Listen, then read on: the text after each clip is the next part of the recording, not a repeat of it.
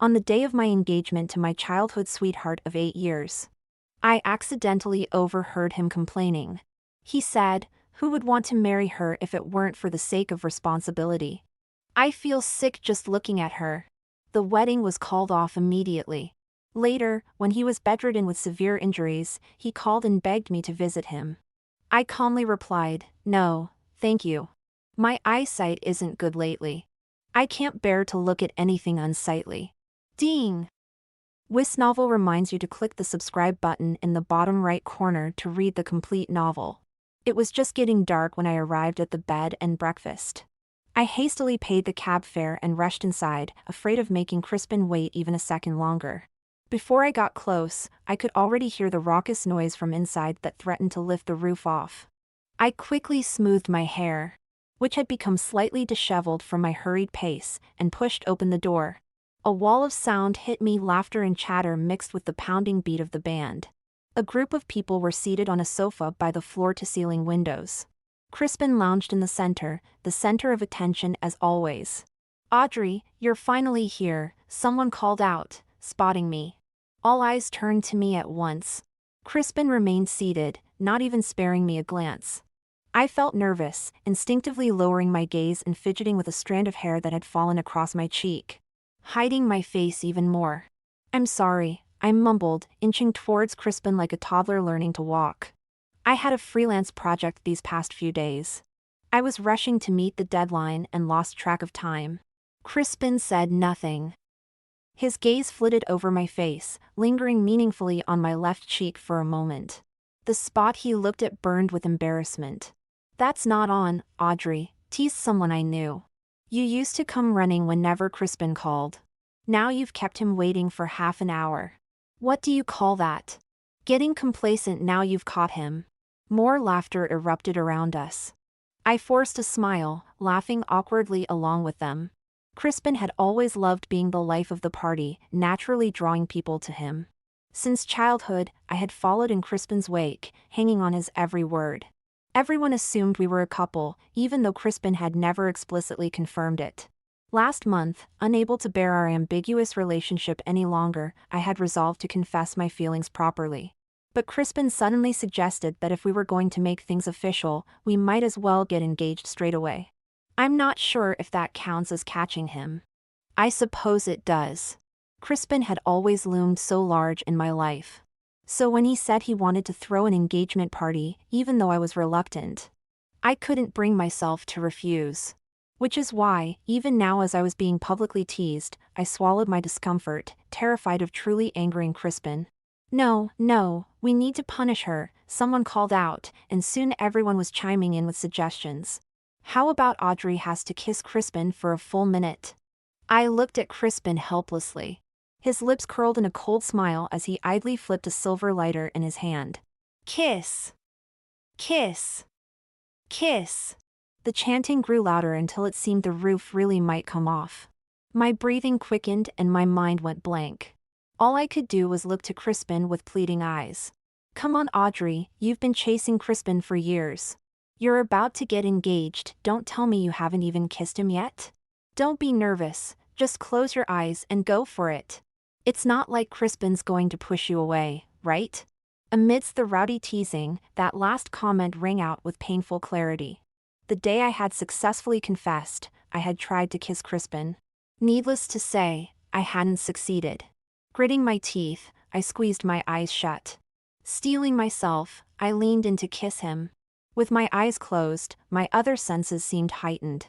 I could almost feel Crispin's breath, so close now. The warm air ghosting across my face. A pair of warm hands settled on my shoulders. The next moment, an unyielding force shoved me away. Just like the day I confessed. I opened my eyes in shock. It was as if someone had pressed the pause button. An eerie silence fell over everyone for a few seconds. I blinked. A delayed sense of shame slowly bubbled up like magma. Yet my mind kept flashing back to the look I had caught in Crispin's eyes moments ago. Cold, weary, and with a barely perceptible hint of annoyance. Crispin was the first to break the silence. He stood up, smiling casually as he said, "Why is everyone crowding around me? There's nothing to see here." Bang!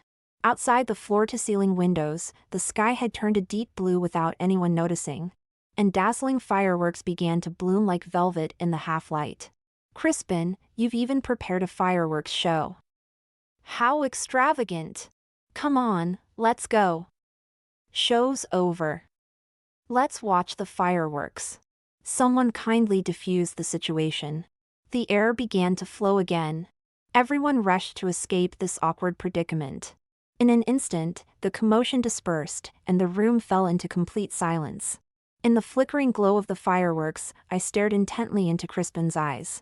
Reflected in his small pupils was my pale, wretched face. Audrey. Crispin looked away and cleared his throat softly. His raised hand changed course midair, finally landing on top of my head. Slowly and without any particular meaning, he ruffled my hair. Are you upset? He asked, eyes downcast, his fine bangs falling to obscure his expression. These people, they joke around without any restraint. I'll scold them later, to get even for you. I heard my own voice. It sounded as if it came from an empty valley, hollow and unanchored. Another firework exploded. The brilliant pink-purple hue made Crispin's features appear especially tender. Just like that night when he accepted my confession, so full of affection. I couldn't help but tremble all over. Crispin raised an eyebrow, his tone somewhat realizing, "You're still afraid of fireworks?" I didn't think this through. At the door, someone called Crispin's name. He raised his voice to reply, then looked down, pondering briefly for 2 seconds before saying, "You should go back to your room and rest." Without waiting for my response, he walked past me, rushing out the door like a gust of wind, leaving me alone in the room, lost in a daze. My hands were as cold as if they had been frozen in an icy lake. Yet the temperature on my face kept rising. Shame and embarrassment trampled on my heart like a small beast. I composed myself. As I stepped out, I ran into Crispin Farley. Out of habit, I instinctively put on a smile. "I'd like to go home now, if that's all right? But you've only just arrived." Crispin's gaze fell on me and he paused. "At least stay for dinner before you leave." A long table was set up in the garden. The pristine white tablecloth was adorned with lilies and roses, and the gentle clink of cutlery against fine bone china plates filled the air. Crispin lowered his head, cutting my steak into small pieces. My earlier feelings of disappointment and sadness gradually faded away with his deliberate, unhurried movements. I thought to myself, after all these years, Crispin must have feelings for me too, right? Perhaps he pushed me away earlier simply because he's not used to intimacy in front of others. Perhaps he truly just forgot about my fear of fireworks in a moment of carelessness. We've grown up together since childhood sweethearts. And soon, I'll finally get my wish to marry the man who has always stood in front of me, protecting me since we were little. Everything seemed so perfect. I should be content. Crispin got along well with everyone, and the atmosphere quickly warmed up. Even I let go of my reserve. I found myself immersed in the relaxed ambience. The pleasant mood lasted until the moment I left. A bonfire was lit in the backyard. Through the floor-to-ceiling windows, I could see Crispin's silhouette illuminated by the firelight. After much hesitation, my desire to say goodbye to him overcame my fear of fire. I tiptoed towards the bonfire. Amidst the crackling of burning wood, Crispin's voice drifted in and out. "Marrying her was our parents' idea. She has a scar on her left cheek. Her father begged me to take care of her, and I couldn't refuse. My feelings for her? She's like a sister to me. What kind of feelings could I have for a sister? That would make me a monster, wouldn't it?" He must have been on the phone. His whole figure was bathed in the warm glow of the fire. But his voice was bone-chillingly cold. I don't know what the person on the other end said. His brows furrowed, his eyes dark, only his tightly pressed thin lips betraying his current irritation. The night breeze fanned the flames higher. A few stray sparks flew towards me in the wind. The scorching heat in the air clogged my nose and mouth, constantly squeezing the oxygen from my lungs. I couldn't breathe. My vision blurred, the flames grew fierce, and the old scar on my left cheek began to throb. In the lounge, Mr. and Mrs. Farley looked at me with concern. "Audrey, why do you look so pale?" Mrs. Farley warmly took my hand. You must be tired. Once the ceremony is over, have Crispin take you for a good rest. Mrs. Farley, Why are you still calling me Mrs. Farley? She cut me off, chiding gently. Your father is really something, not even coming to your engagement. It seems like just yesterday you and Crispin were little, she continued, her eyes reddening with emotion. You used to follow Crispin everywhere, and he was always so protective of you. If anyone said anything bad about you, he'd be the first to rush to your defense. Yes. In the past. I felt a lump in my throat. When I was 6, I was accidentally injured by fireworks carelessly thrown by some mischievous children. Fortunately, the sparks didn't enter my eyes, so my vision was unaffected. Unfortunately, the left side of my face was severely burned, leaving the skin from my forehead to my nose grotesque and frightening.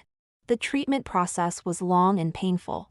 But the most painful part was the strange looks from people around me, especially from other children. After school, they would corner me, call me ugly freak, and demand to know why I hadn't quit school yet, how I had the nerve to show my face in public. At times like these, Crispin would appear like a hero from the sky. He'd pull me behind him, shouting as he charged forward, grappling with my tormentors. In our first year of secondary school, there was a boy who thoughtlessly mocked me.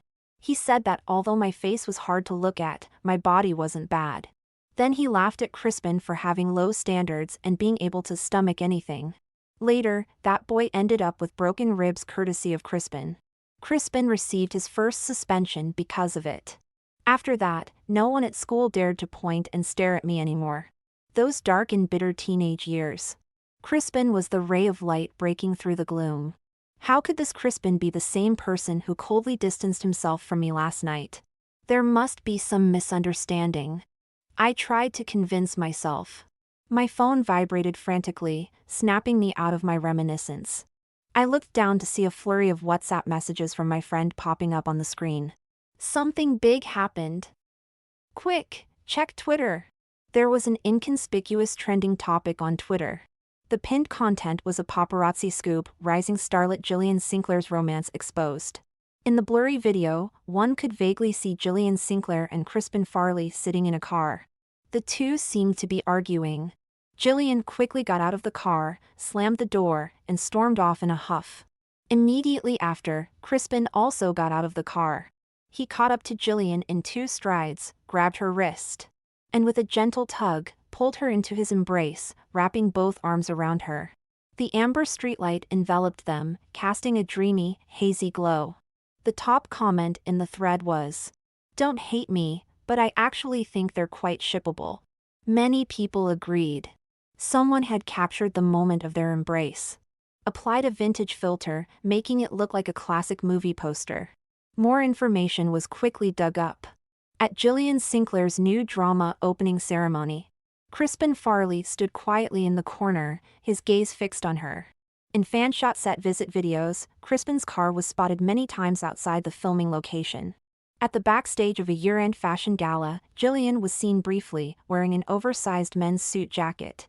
That same evening, someone in the audience captured Crispin wearing only a white shirt, occasionally glancing towards Jillian's seat. There were too many little details corroborating their love story, indicating that my feelings were just a one-sided joke. The makeup I'd applied early in the morning felt like a mask frozen to my face, desperately clinging on, guarding my last shred of dignity. There was a hole in my chest, echoing only emptiness. Yet my brain, as if not satisfied, commanded my fingers to swipe through picture after picture. Until one photo caught my attention. It was a tweet Jillian Sinclair had posted and deleted seconds later. "I'm sorry, I'm a coward." Tears spilled out without warning, splashing onto the screen. I remembered this date. The day after Jillian posted this status, Crispin had accepted my confession. The phone calls to Crispin Farley went unanswered.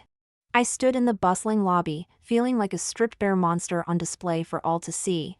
I moved mechanically, skirting the lounge to retrieve my backpack, intending to leave this place. The door was ajar, and muffled yet heated arguments drifted out. Crispin's voice fell unmistakably into my ears, his tone icy cold. I'm already engaged to her. Isn't that enough? It took a few seconds for my numb brain to realize that the her in that sentence referred to me. All my life, you've only told me to take care of her more. Why should I be responsible for her life? What does it have to do with me? I've had enough. I feel sick just looking at her. Have you really looked at her face? At night, I have nightmares just thinking about that face. A sharp slap cut off his unfinished outburst. A shrill, high-pitched ringing filled my ears, like an endless gust of wind. The room fell silent for a moment. Then came a flurry of footsteps, rushing straight for the door. Caught off guard, I came face to face with Crispin. Seeing me, a flash of dismay crossed his eyes. However, those emotions vanished like the wind when he glanced at my left cheek, leaving only coldness and disgust.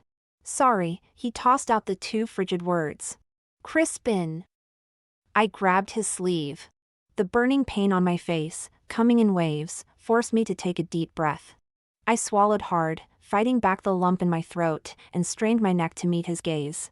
What you just said, did you mean it all? Crispin turned away, his voice low, still only saying, sorry.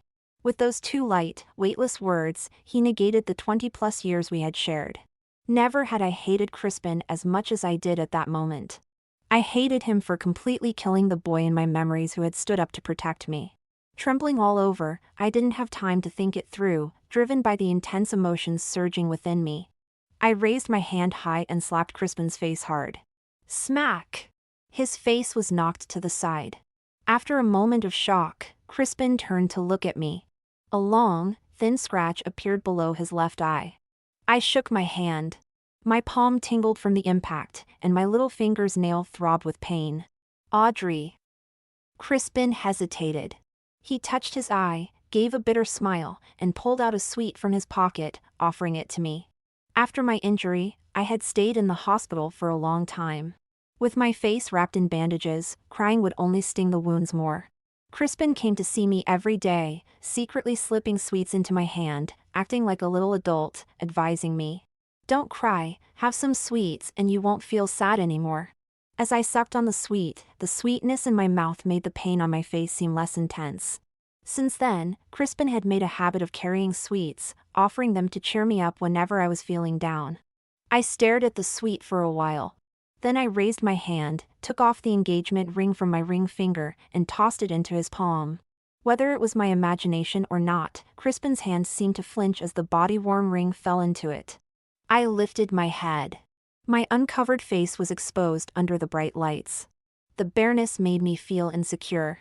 But there was a surge of determination within me, telling me not to bow my head. Crispin, look at my face. Does it disgust you? He widened his eyes suddenly, as if scalded. Before he could speak, I smiled first. Then listened carefully. I met Crispin's gaze, staring intently into his eyes. Word by word, as if trying to nail each one into his heart, I said, looking at your face right now, I feel disgusted. The meticulously planned engagement party came to an abrupt end. As I walked out of the hotel, the sun was high in the sky and traffic flowed steadily. Everything seemed normal, except my world had crumbled into ruins. I stood bewildered at the entrance. A discreet black Mercedes pulled up silently in front of me. The window lowered, revealing half of a cold, handsome face in the back seat. Mr. Lancaster? I was surprised. I hadn't expected to encounter Barnaby Lancaster here, let alone have him stop to greet me. After all, our only interaction had been when I did some illustration design for his company's product packaging. Barnaby Lancaster nodded slightly. Where are you headed? I'll give you a lift. No need to trouble yourself, I refused, waving my hand. But Lancaster simply pushed open the car door, sliding over to make room. He spoke in a tone that brooked no argument. Get in. Unless you want to continue being stared at out here? I knew he was right. I was still wearing the strapless gown from the engagement party. My overly formal attire stood out starkly against the surroundings. I'd already been through enough humiliation today.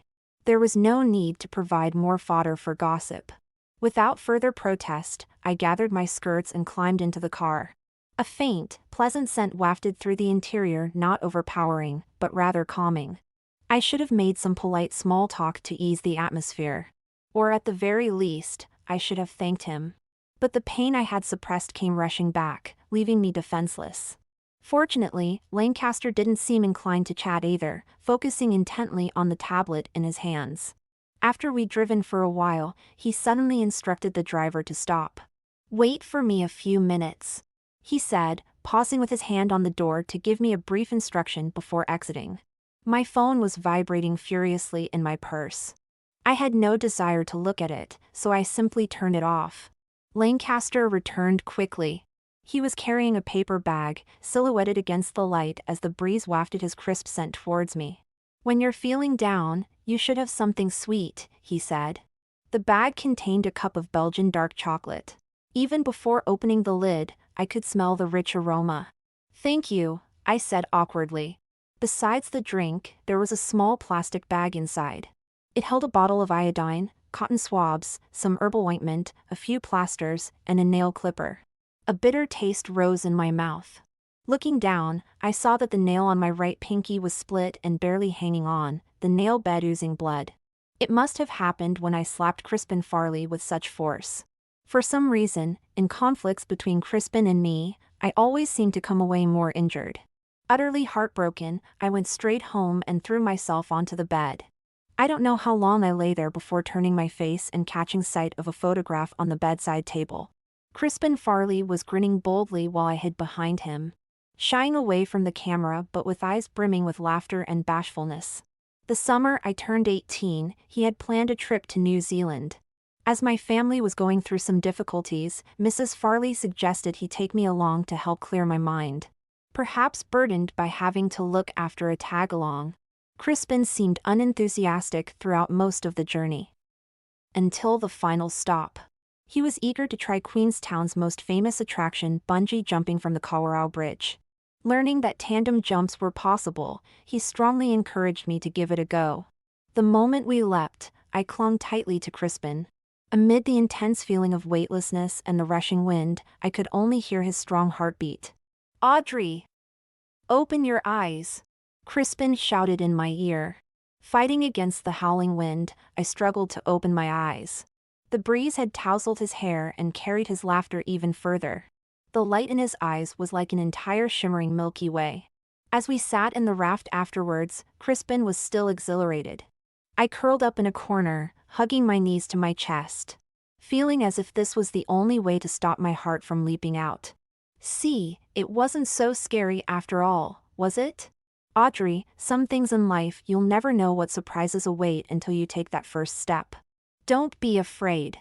I'll always be behind you, always protecting you.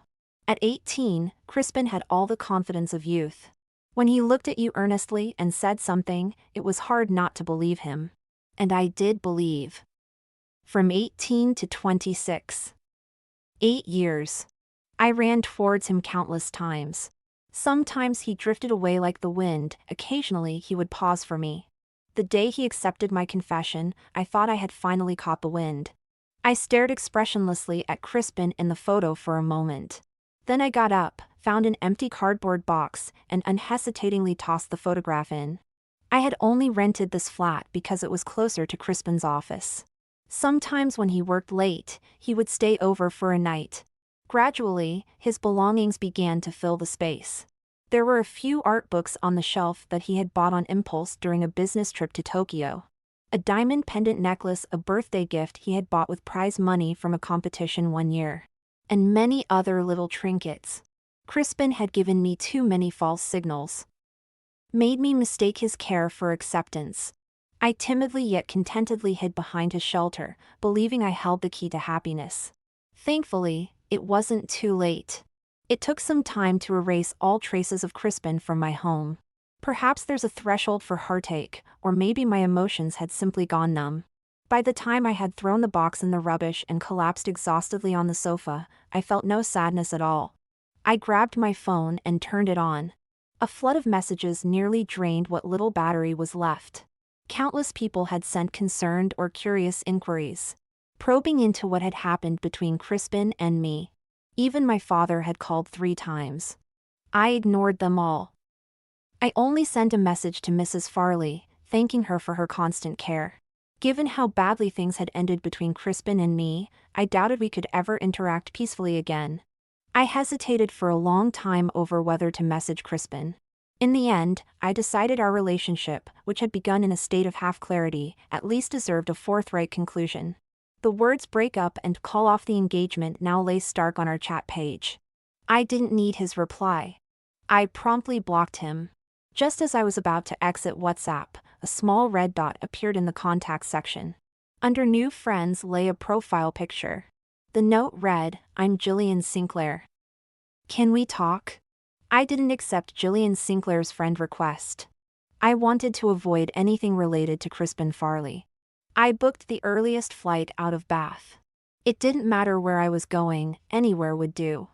I drifted aimlessly between cities with no destination in mind. In a small village in the south, I attended a local wedding. The villagers were warm and friendly, pressing handfuls of wedding sweets into my palm. I witnessed the sun setting over golden mountains. Snow-capped peaks in the distance, lush green meadows nearby. A girl holding a white lamb, eyes closed in prayer. A month passed quickly. I saw many beautiful sights. Many things I couldn't understand before, I still couldn't comprehend, but I no longer dwelled on them. There were also some pleasant surprises. A comic strip I had casually posted on social media suddenly went viral. A publishing house reached out, hoping to compile and publish my previous works. They also extended an olive branch, inviting me to illustrate several upcoming publications. The publishing house was located on Lancaster Road.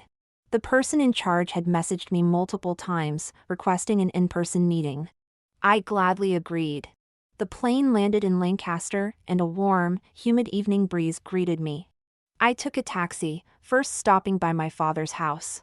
After my engagement to Crispin Farley fell through, my father was furious, calling me 10 times a day demanding I come home to explain myself. The house was brightly lit. My father sat at the head of the dining table, while Rowena Farley cradled my little sister. The family was chatting and laughing. My father and mother had met through an arranged introduction, with little emotional foundation. Arguments were a daily occurrence. When I was unexpectedly injured, the hostilities escalated further. They constantly attacked and blamed each other, venting their anger on me during their frequent quarrels. Until I turned 18. They finally decided to end this painful marriage. My mother quickly met someone who treated her well and was dependable. She moved away from the city that had caused her so much heartache. My father wasted no time in marrying Rowena. Seeing me, the smiles vanished from everyone's faces, replaced by hostile stares. My father was the first to recover, putting on an authoritative air. "So you finally decided to come back? Haven't you embarrassed us enough out there? What's going on between you and Crispin Farley?" Rowena patted his hand and stood up with my little sister. As they passed me, my sister cooed and reached out towards me. I smiled and made funny faces to amuse her. My father frowned. "She's young, don't scare her." His words stung. I lowered my eyes, then after a moment, let out a soft chuckle. "What are you laughing at? You have the nerve to laugh? You're not a child anymore. Engaged one day, breaking it off the next, what will people think of you? Where does this leave the Thornton family's reputation? Didn't the Thornton family's reputation already disappear when I was injured? And you and Mom fought constantly, then you divorced and remarried?" In the past, I would never have dared to say such things. My father was stunned. "What did you say?" "Say that again. You think I'm trying to hurt you? You were the one chasing after Crispin Farley, and now look at the mess you've made. Will any man want to marry you now?" I stared at him for a long moment. "I didn't come back to argue with you. There were some old drawings I had left at home that I wanted to take to show the publishing house. Dad, you've always felt that Godric Thornton's daughter is disfigured was an embarrassment to you. Now you have a little sister, so focus on her. As for me, I have my own path to follow, so don't trouble yourself worrying about me."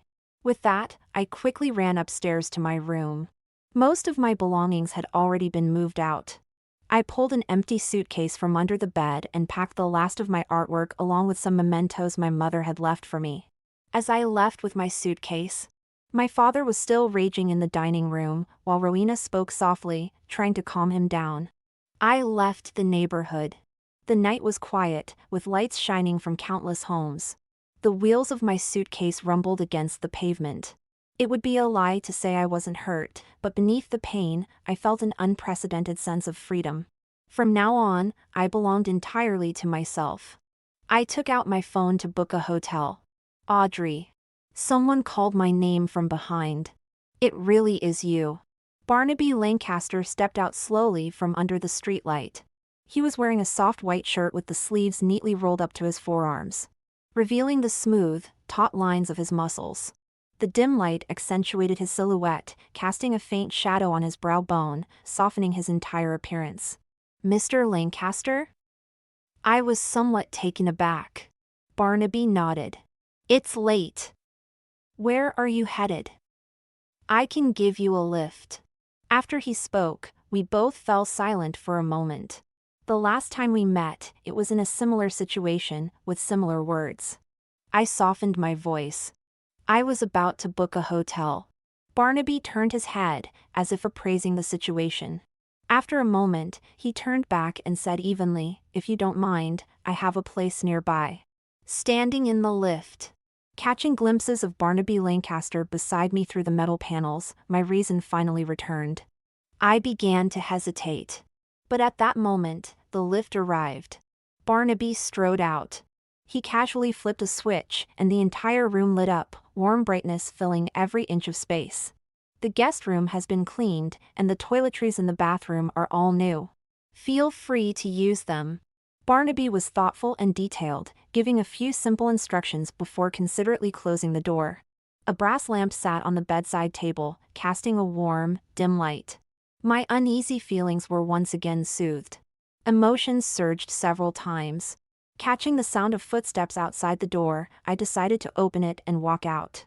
Barnaby had changed into loungewear and was standing by the dining table, holding a can of beer. Seeing me, he raised an eyebrow. "Can't sleep? Want to chat?" 2 wicker chairs were set up on the balcony, with thriving succulents on a wooden square table. Barnaby brought over a few cans of beer, opened one, and handed it to me. The chilled liquid flowed down my throat. I sighed with satisfaction. Glancing sideways, I realized Barnaby was quietly watching me. I felt a bit flustered, put down the can, and tried to avoid his gaze. My movement paused, then stopped. "You saw it all, didn't you?" I tucked my hair behind my ear, exposing the left side of my face. I had an injury on my face before. Barnaby's expression remained calm. "I can't tell." I pointed to my left cheek. After graduating from secondary school, I had many reconstructive surgeries. Once I was sure of Crispin's intentions, I had asked him if he really didn't mind the scars on my face. Crispin smiled and said he didn't, but worried I might feel insecure, so he encouraged me to get cosmetic surgery. However, the burn area was too large and the injury too old. Even after surgery, that patch of skin remained much more prominent than normal skin. Condensation rolled down the can and dripped onto the table, like a tear. I looked at that drop of water and chuckled. "If you had seen what I looked like before, you wouldn't say that." Just like Crispin. In his mind, I'm forever frozen as I was before 18. That dark monster with half a face covered in twisted scars. Barnaby made no comment. I felt a cool touch on my face. It was brief. Like a snowflake that melts upon landing. I stared at Barnaby in surprise. His expression unchanged, he withdrew his hand. "Who defines what beauty is? Don't belittle yourself. You're very attractive." Tossing and turning all night, I woke up in the morning with a throbbing headache, staring at the ceiling light. The places Barnaby Lancaster had touched seemed to still retain the warmth of his fingertips. Warm and dry. It was quiet outside the door. Barnaby seemed to still be asleep. Not knowing how to face him, I simply grabbed my suitcase and fled. My meeting with Winifred Spicer, the publishing house representative, was scheduled at her home. When I arrived, she was busy moving a pot of dahlias from the dining table to the balcony. As proper adults, she showed no surprise at the scar on my face. Although it was our first meeting, we hit it off wonderfully. After reviewing all the works I brought, Winifred repeatedly expressed her fondness for my art style. We swiftly finalized the collaboration intention and style for the picture book. As I was about to leave, I learned that today was her wedding anniversary. Had I known, I would have brought a gift, I said. Winifred smiled and invited me to stay for dinner. As I was politely declining, two people walked in. The first was tall and well-built, presumably Winifred's husband. The other. I slowly widened my eyes, exclaiming in shock, "Barnaby Lancaster?" Barnaby looked at me with a hint of a smile. Now I truly wished I could disappear on the spot. "You two know each other?" Winifred asked curiously. I mumbled vaguely, sort of. "Mr. Lancaster's company and I have collaborated before." "Oh." Barnaby raised an eyebrow playfully. Learning that we knew each other, Winifred became even more insistent that I stay. At the dinner table, I finally understood why Barnaby was here too. Winifred's husband and Barnaby were university classmates. And after graduation, they had business collaborations. The dinner was incredibly pleasant. Winifred and her husband's attitude was warm yet not overly intimate. Barnaby occasionally brought up topics I could participate in. Winifred's young son, Bertram, true to his name, was cheerful and bright, occasionally making witty remarks. Before leaving, the little boy came over for a hug. His small body pressed tightly against mine as he leaned in and gently kissed my left cheek. "I kissed it better for you, big sister, so it won't hurt anymore," he said. Having had some white wine at dinner, the pleasant buzz washed over me like waves. Leaving Winifred's house, I couldn't stop smiling. "That happy?" Barnaby's voice suddenly came from behind me. I was startled. I hadn't noticed when he had followed me out. The sky was an ambiguous, murky navy blue, with street lamps casting orange spots of light. The evening breeze carried damp air, brushing against our skin. "Yes, quite happy," I said, kicking a small stone at my feet. "Thank you, Barnaby." "For what?" Barnaby's voice was carried away by the wind. I pursed my lips, saying nothing. When no answer came, Barnaby paused. "Do you think my appearance here tonight was intentional? That Winifred's initiative to publish your work was prompted by me? They say the easiest illusion for people to have is he likes me. That's exactly how I fell hard for Crispin Farley. Now, at the slightest hint, I become anxious, wanting to retreat as far as possible. Tonight's chance encounter, part of me thought I was overthinking it, while another part felt, how could there be such a coincidence?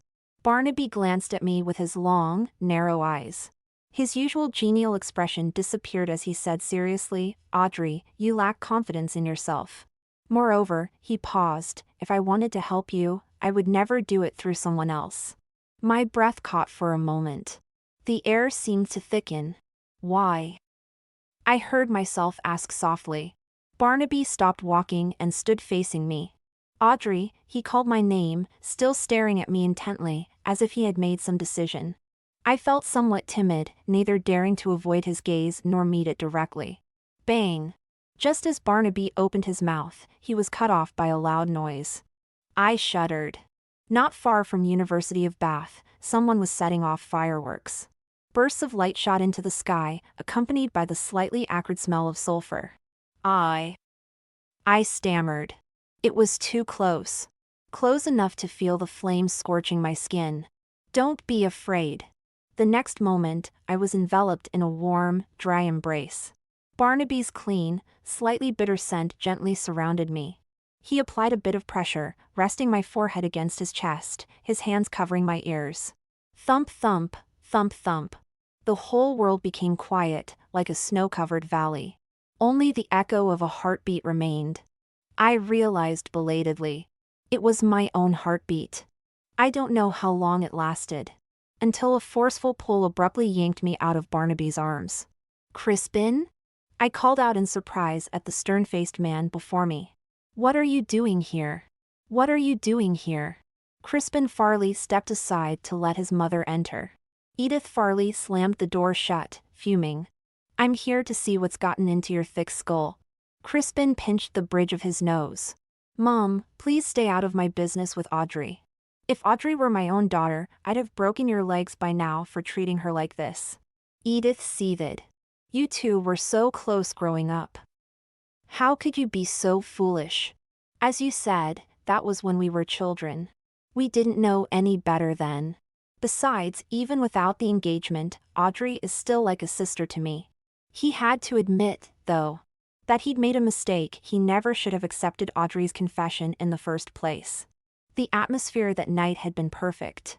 The flowers were fragrant, the moonlight was enchanting, and Audrey had looked at him with eyes shining brighter than the stars.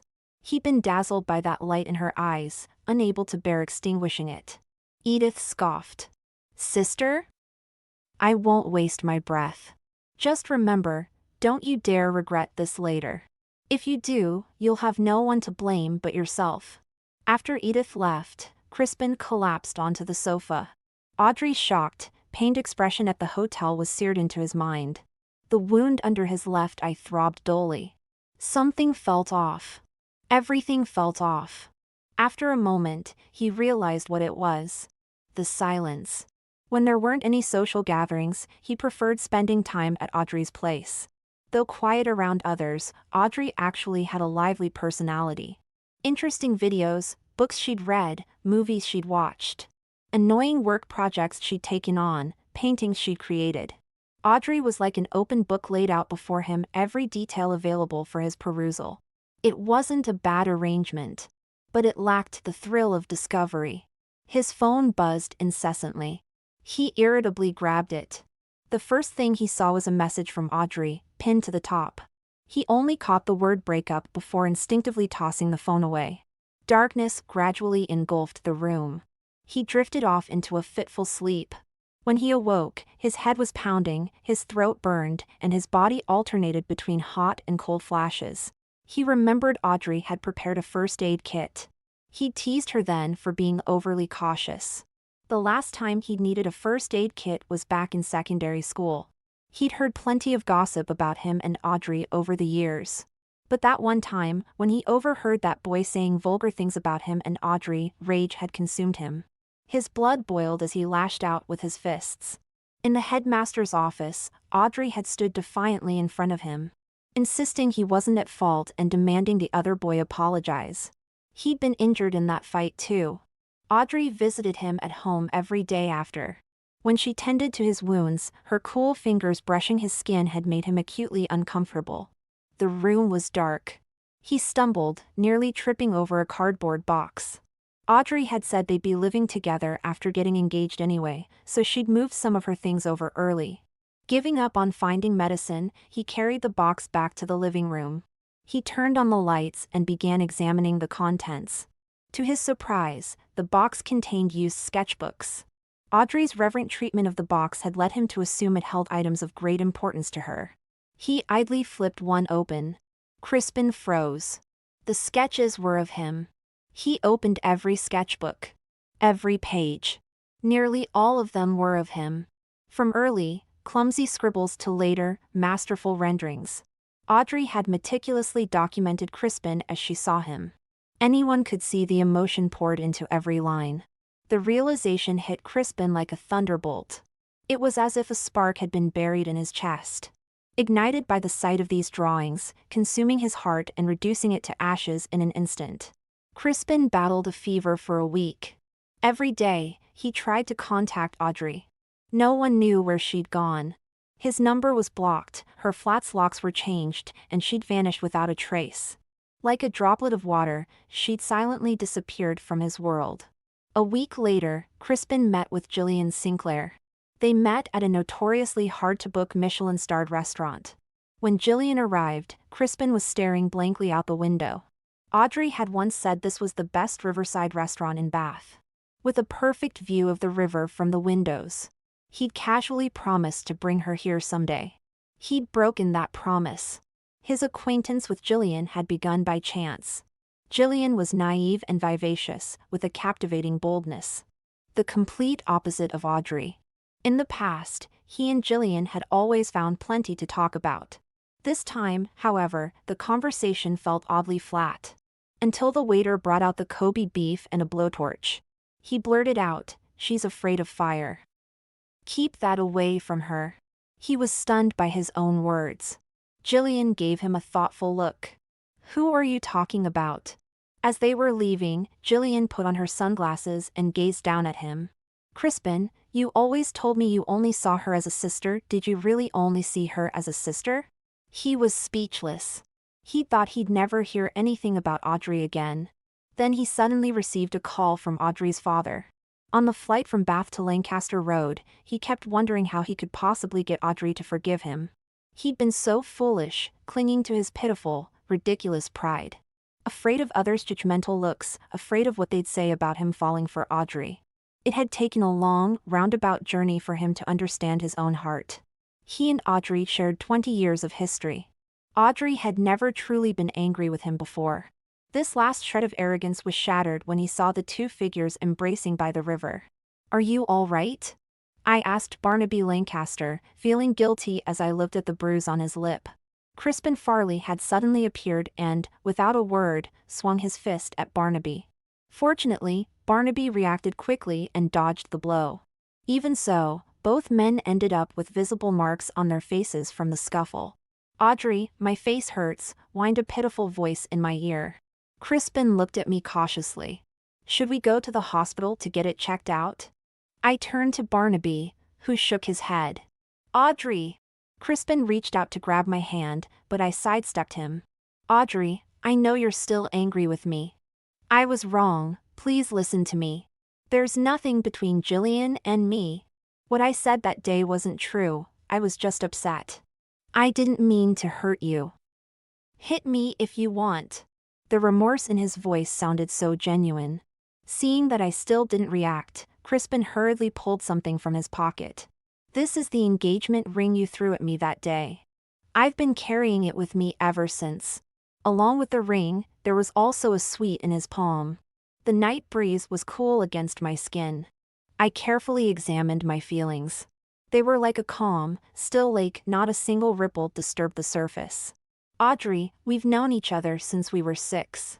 How can you throw away all these years of feelings so easily?"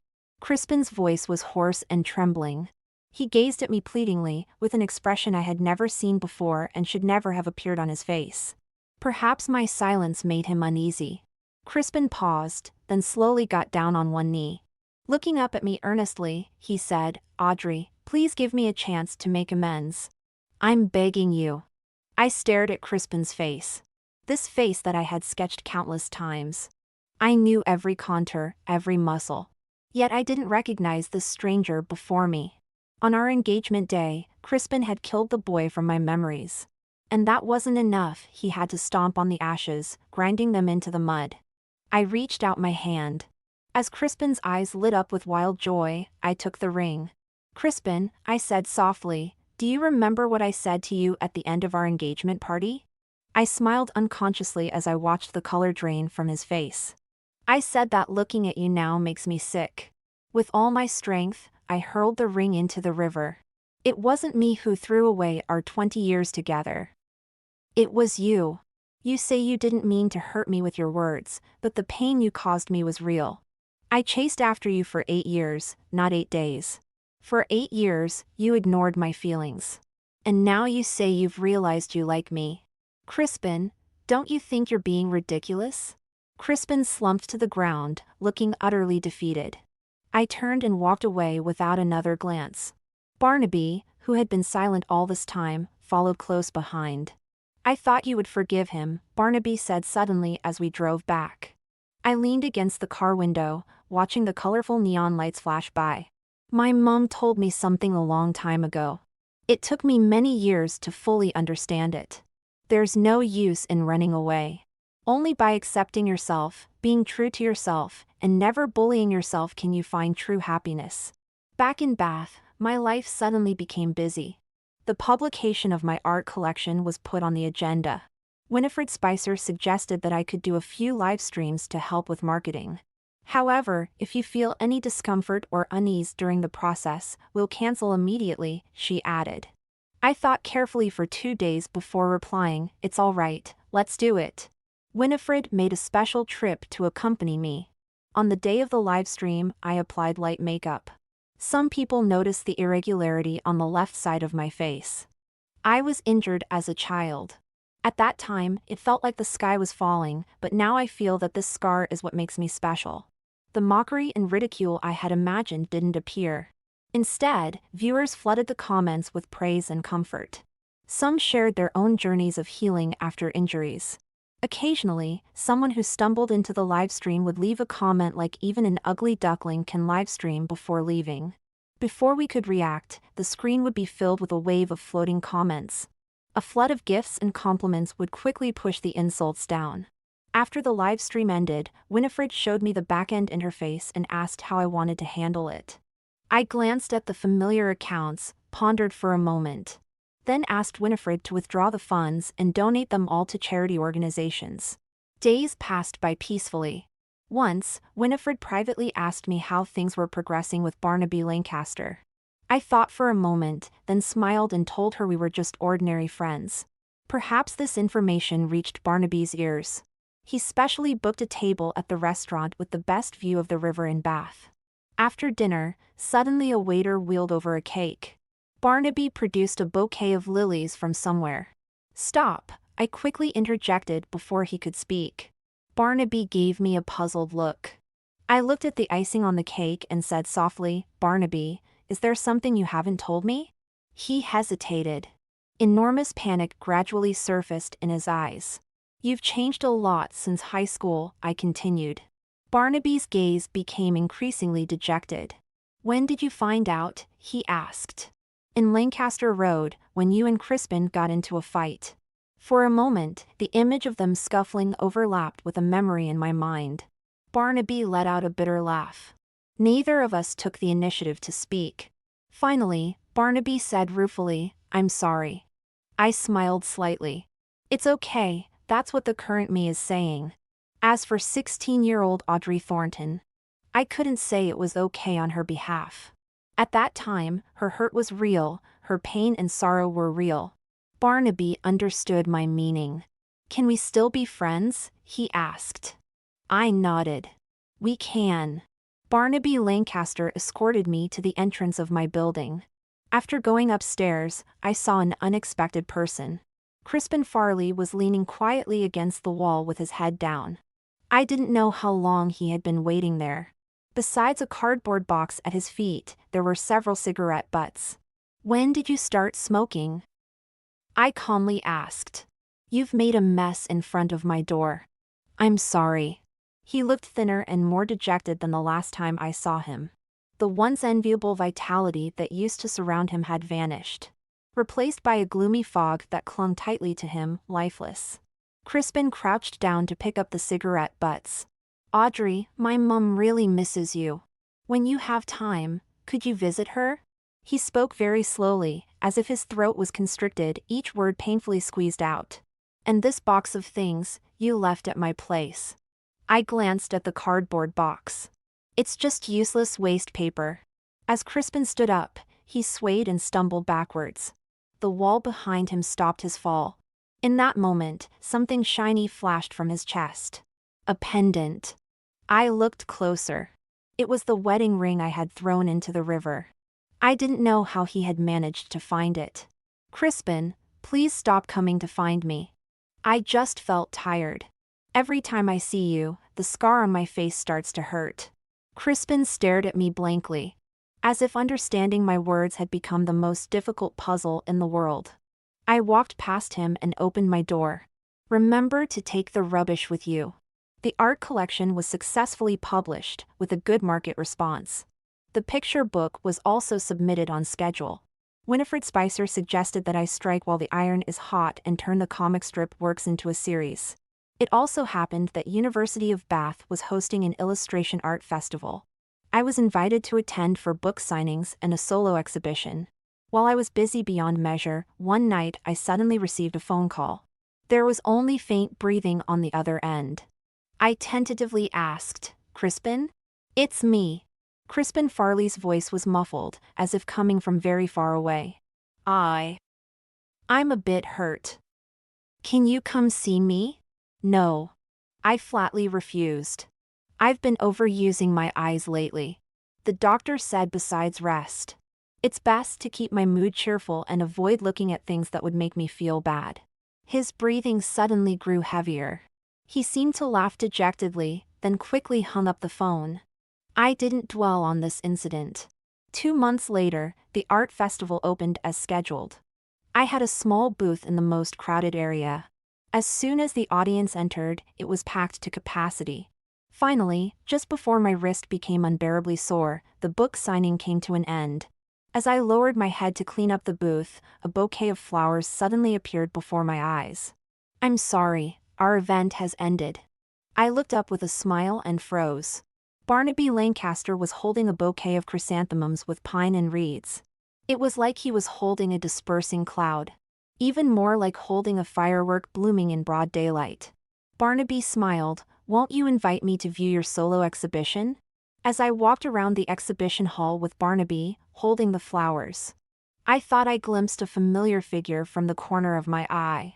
But that person was bundled up, fully armed with hat, sunglasses and mask even indoors. What's wrong? Barnaby asked me. I shook my head. Nothing, I must have seen wrong. The exhibition hall was crowded with people. Occasionally someone would stare at the left side of my face. I smiled calmly. The strange looks from others could no longer make me anxious or ashamed. I would forever stand with myself. Forever side by side with myself. Crispin Farley's side story. When Crispin Farley returned home, Edith Farley was anxiously pacing back and forth. Seeing him, she hurriedly grabbed his sleeve. Why are you wandering around again? Crispin remained silent. He only blocked with his hand when Edith reached up to take off his hat. Just this one action made Edith's tears flow instantly. How did you end up in this situation? 2 months ago, on his way home from work, Crispin Farley happened upon a fire.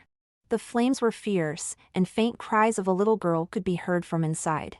Before anyone could react, Crispin rushed in. The little girl was safely rescued, but he was hospitalized with severe burns. The doctor recommended skin grafts. Crispin refused. He just lived on like a walking corpse with his disfigured face, in a daze. Let's go see the doctor, okay? Edith pleaded with Crispin for the umpteenth time. Crispin stared at her. Mom, do you find my face disgusting now? You. Edith stuttered for a long time, unable to say anything. I know, this is all you owe Audrey. Heaven sees it all. You'll have to pay back sooner or later. Crispin gripped Edith tightly. What do you mean? Edith looked at him tearfully. Don't you remember? When Audrey was 6, you wanted to go out to play but your dad wouldn't let you. You used her as an excuse, saying you'd take her to buy sweets. But then you went off to set off firecrackers with the boys. One boy got scared when the firework was lit and threw it at Audrey. Edith said more, but Crispin couldn't hear a word. He seemed to be back in the raging fire again. That fire would never be extinguished. Audrey Thornton also attended Crispin Farley's funeral. Some said Crispin died because of complications from infection due to poor prognosis. Others said it was because he couldn't accept how people looked at him after his disfigurement and was determined to die. Audrey stayed alone at Crispin's grave for a long time. Before leaving, she bent down and gently placed a piece of candy,